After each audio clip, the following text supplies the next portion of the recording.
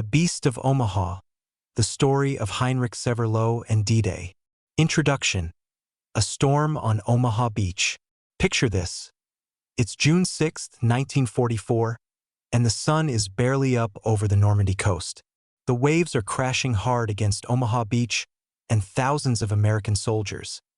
Young guys, some barely out of high school, are packed into landing crafts, hearts pounding, ready to storm the shore.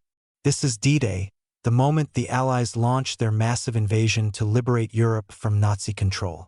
But waiting for them, hidden in a concrete bunker, is a German soldier named Heinrich Severloh. Armed with a machine gun, he's about to turn Omaha Beach into a killing field. Some say he took down 1,000 to 2,000 American troops single-handedly. But who was this guy? How did he end up there? And what happened to him after the smoke cleared? Let's dive into this wild, tragic, and ultimately human story that'll leave you thinking long after you're done reading. Chapter 1. Who was Heinrich Severloh? Heinrich Severloh wasn't some elite Nazi warrior or a fanatical soldier dreaming of glory. Born on June 23, 1923, in a small farming town called Metzingen on Germany's Lüneburg Heath, he was just a regular guy from a humble family. His folks worked the land, scraping by like most rural families in Germany at the time. Heinrich wasn't the type to salute the flag with zeal. He was more likely to roll his eyes at military drills. In fact, he was kind of a screw-up as a soldier. When the war broke out, Heinrich got drafted and started in a reserve unit doing grunt work. Later, he was sent to France as a motorcycle courier for the 321st Infantry Division's artillery regiment. Not exactly the stuff of war heroes. Then, he got shipped to the Eastern Front where he drove a horse-drawn cart, yep, horses not tanks, in the middle of a war with planes and panzers. But Heinrich had a mouth on him. He got in trouble for mouthing off and breaking rules, which landed him in a brutal labor detail.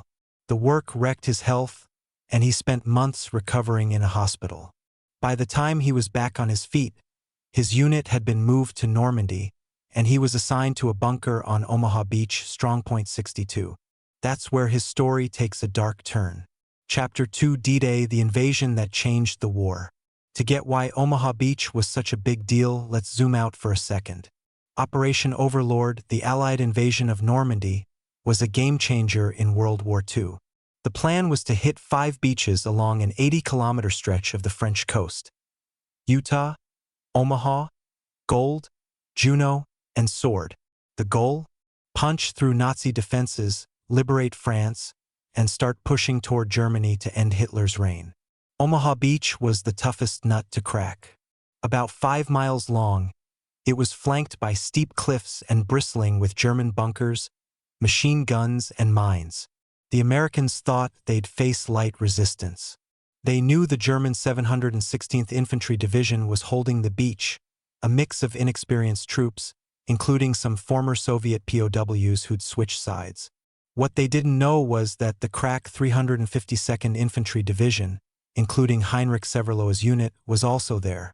That was a nasty surprise, and it turned Omaha Beach into a bloodbath. As dawn broke on June 6th, the American landing crafts churned toward the shore. The soldiers were nervous but hopeful, thinking they'd overwhelm the defenders. Heinrich, perched in his bunker, watched them come. In his memoirs, he later wrote something chilling. The Americans looked like lambs going to the slaughter. They had no idea what was about to hit them. Chapter 3. The MG42 Unleashed, the birth of the beast. Heinrich Severloh was armed with an MG42, a German machine gun so deadly it was nicknamed Hitler's buzzsaw for its terrifying roar and insane firing rate, up to 1,200 rounds a minute. He also had 2 Kar 98 rifles for backup. When the first American troops hit the beach, Heinrich opened fire, and all hell broke loose.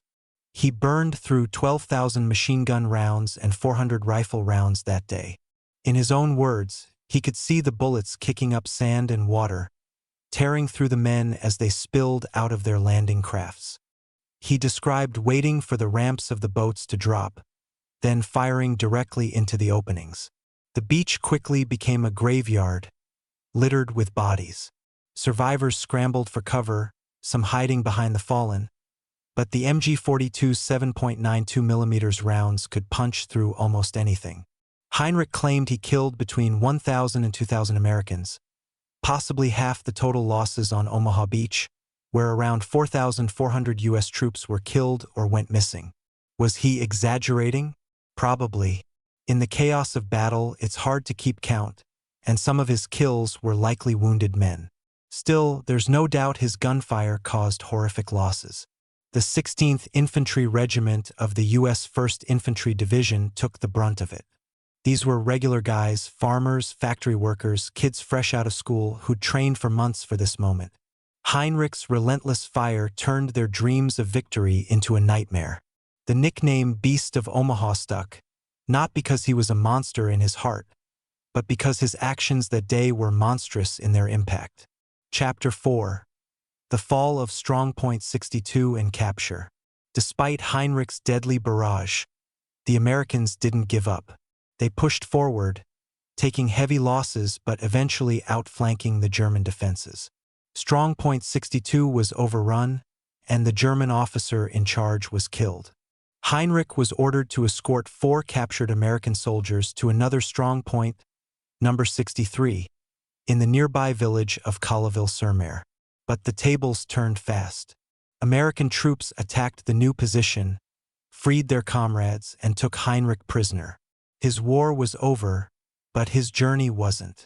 As a POW, Heinrich was shipped across the Atlantic to Mississippi, where he worked picking cotton and potatoes. Later, he was sent to England to build roads. In 1947, his father's pleas got him sent back to Germany. The war had scarred him, and he swore he'd never touch a weapon again. In interviews years later, he expressed regret for the young men of the 16th Infantry Regiment who died on that beach.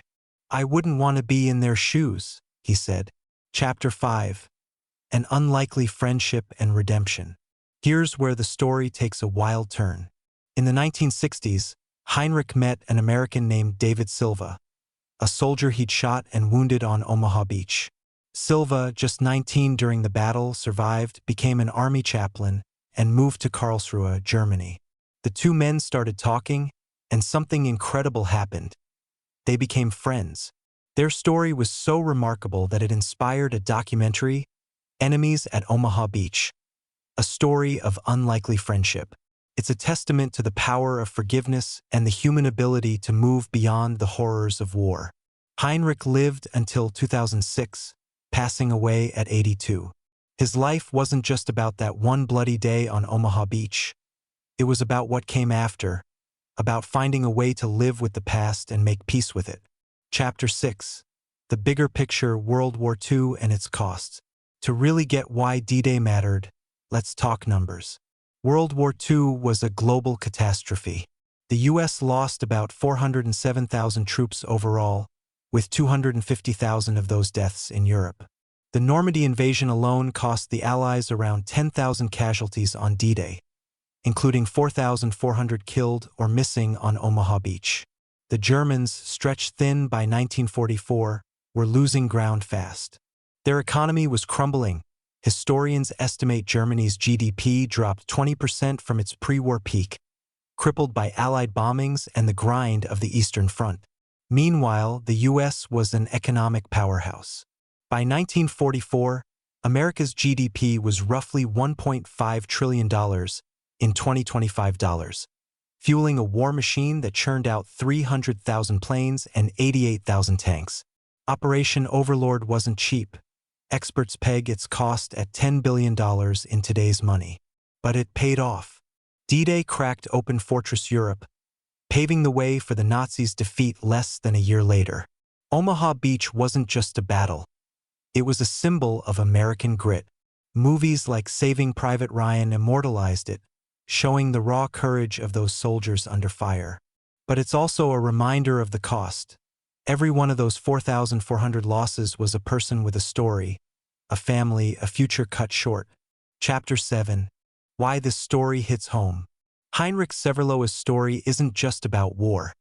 It's about what it means to be human. Was he a villain? A hero? Or just a guy caught in a brutal machine doing what he was told?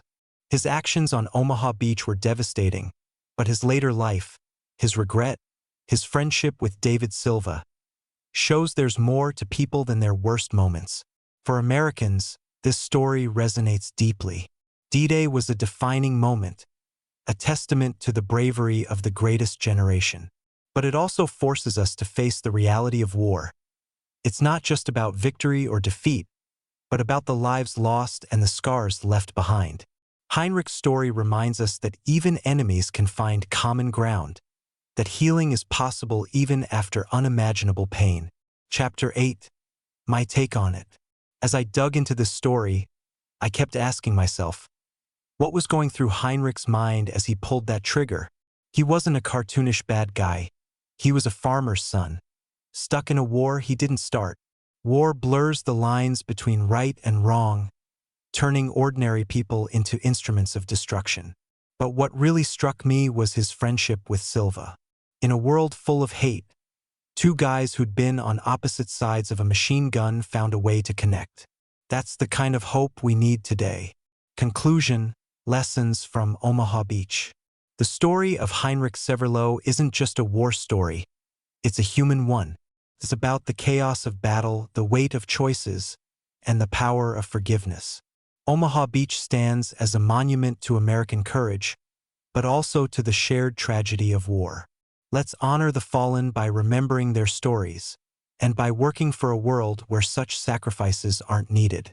Hit that subscribe button and let me know in the comments what you think of this story. Share your thoughts, tell me what moved you, and let's keep the conversation going. Together, we can keep history alive.